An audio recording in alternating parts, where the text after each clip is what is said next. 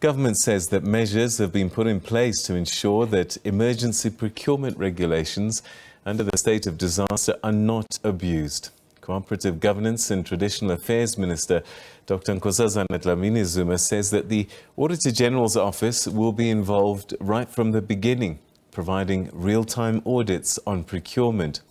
Accounting officers will also be expected to report to Parliament's portfolio committees monthly to improve accountability. President Cyril Ramaphosa declared the electricity crisis a state of disaster to try and resolve supply challenges that have been crippling the economy. Addressing the nation on the regulations governing the state of disaster, government says declaring a national state of disaster became inevitable because of the impact that load shedding is having on the economy and households. Cooperative Governance and Traditional Affairs Minister Nkosazana Dlamini-Zuma says the state of disaster regulations are meant to minimize the rolling blackouts and to assist Eskom with processes that through normal legislation may be slower in implementing. She says measures are in place to ensure that emergency procurement regulations are not used for nefarious purposes. We've tried to ensure that the use of emergency procurement is not abused. And that's why the Auditor General will do real-time auditing. But also, we've said that the accounting officers will have to report to Parliament if they've used the emergency procurement according to these regulations. Every month after they've used these regulations for procurement, so that we don't have anyone abusing these regulations. The Health Ministry says it's identified 213 high-priority health facilities for exemption from load shedding. 76 have already been exempted and work is underway for the remaining 137 to also be exempted from the power cuts. The Health Minister says the department will be happy if by the end of June the work would be done under the emergency regulations.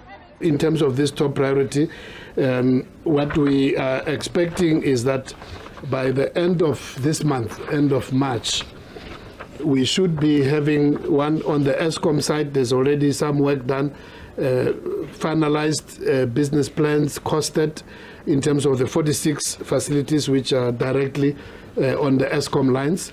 And as that happens, from our own budget, and also happy to know that the Treasury is also here. Obviously, we'll also be seeking some assistance where our infrastructure budgets may not be adequate. But also the remainder of the 91 which are under various municipalities, we also want to make sure that by the end of this month, they are all, their business plans, they are fully costed. Dlamini-Zuma says the state of disaster will last for 3 months, but will be extended month to month if it's still needed. Government says the appointment of the electricity minister will be made soon. Gloria Safako-Mosi, SABC News, Johannesburg. Meanwhile, the Minister of Health, Joe Phaahla, says that his department wants all high care hospitals to get power directly from Eskom to be exempted from rolling blackouts by June. He was among the speakers at the Ministerial State of Disaster media briefing in Pretoria. He says that 213 high care health facilities have been identified, 46 of which are receiving power directly from Eskom. Well, for more on this, we're now joined via Zoom by the Chairperson of the South African Medical Association, Dr. Mvuyisi Mzukwa. Thanks so much for joining us. Welcome to the program. Good evening to you, Peter, and your viewers, and thanks for having me again in this program. So this idea that's being mooted, I guess from your perspective, is long overdue. Yeah, quite correct there, Peter. I mean, we've been on record requesting and pushing for these decisions to be made. We think, we are happy that the Minister and the Department of Health have really come on board in terms of making sure that these hospitals are exempted. Though we're not sure what criteria is being used when you call it top priority, we believe that any institution where lives are being saved, where there's healthcare services, we should make sure that that's a top priority, and making sure that this exemption comes to fruition. Have you been able to ascertain how this could be done? I mean, I'm guessing hospitals are part of grids, and so that it can't just be the hospital, it'll have to be the whole area. Like we said, Peter, before, we believe that if something can be done for healthy politicians, it can be done for sick patients. If we have areas in this country where there is no load shedding because part of the residents in the residential area, a particular home is owned by a politician. So we believe that the same can be done for hospitals. Like I said even before, it is up to the Department of Health and Eskom to make sure that hospitals are exempted. How they do it, it will depend on their expertise. But all we need is the outcome. How many hospitals are out there? I mean, the number is well over 400, right? That's correct, Peter. We're talking around 400 healthcare institutions. If we count, clinics and establishments like the polyclinics and stuff. So we really need urgent help, because we've started getting reports from our colleagues that this is affecting them quite negatively. So we do need to do something urgently. All right. So again, you raised the issue about the criteria to be used. In your book, all 400 healthcare facilities must be exempt as standard.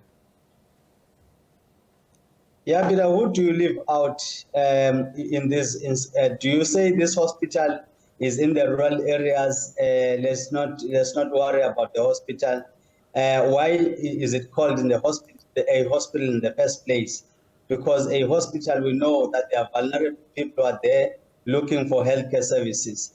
So we don't believe this thing that this one is in the urban area, it must be exempted, and this one is in the rural area, it must not be exempted. As long as we have patients in those areas and people who are vulnerable, we do need to make sure that they are exempted from this crisis of load shedding. I suppose that the consequences of this have been, for sure, life-threatening issues, and also backlogs for things like surgery must be building up. Yes, as it is currently, like you said, you heard from the MEC in Gauteng as well. Across the country, we have a challenge of backlog of more than 150,000 cases. Wow. And we think that that is a disaster. I mean, you are putting yourselves, you are throwing yourselves into the hands of litigators, and on top of that, we know that people are going to, at the end of the day, lose their lives and everything else. We know at the moment that the healthcare system is under pressure, because also there are stolen cables. People are stealing cables in the presence of private security in the hospitals. So those are the challenges that are facing, the healthcare institutions. I know that from a patient perspective, these load sheddings, these blackouts are problematic and keeps people vulnerable. How are they affecting the doctors and the nurses and healthcare providers with these lights going out all the time? Well, you can imagine what happens there, because first of all, our healthcare professionals, they have problems with security.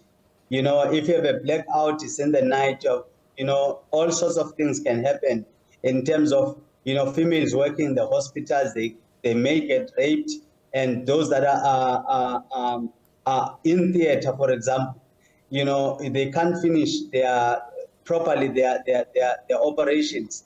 At times I'm told that a doctor had to resuscitate a patient because, the generator, the backup generator could not really come on board, on time. It took about 30 minutes before that problem was sorted out. So you can imagine if that patient did not survive.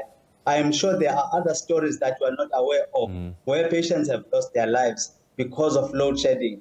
So this issue is affecting patients, is affecting healthcare professionals, the backlog that we're talking about now, and everything else that you can think of in the hospitals, including the issue of damaged equipment. When there's a surge, all these things we need to really take into consideration when we talk about exemption. When you've made representations to government and the authorities about a blanket exemption, what have they been telling you? How have they been explaining to you why they can't exempt all the healthcare facilities? Well, we were told the same story that Peter. We were told that some hospitals are embedded in the communities. Eskom cannot separate those, and some are they carry a heavy burden than the others. But we don't buy that story, because if you call an institution a hospital, regardless of whether it's in the rural areas, it must be exempted. That's our stance. If politicians can be exempted regardless of where they live, the same can be done with hospitals. All right. So what happens now? Well, we have requested a meeting with the minister and the deputy minister, to understand this plan in detail. But we think we need to push for urgency. In South Africa, if we are told we're planning for 213 hospitals to be exempted, that could happen next year. That's how slow the country is. So we need to push for urgency, because if we don't, there are many complications and adverse events that could happen in the healthcare sector. So we need to be, pushing for urgency. Dr. Mzukwa, we hope that this is fruitful and all 400 hospitals, healthcare facilities are exempt for the sake of our people and healthcare providers. Thanks for your time. Thank you so much, Peter. Thank you. All right, that's the chairperson of the South African Medical Association, Dr. Mvuyisi Mzukwa, saying that all the health facilities should be exempt. It looks as if at this time, as many as 213 maybe are the only ones that might be assisted.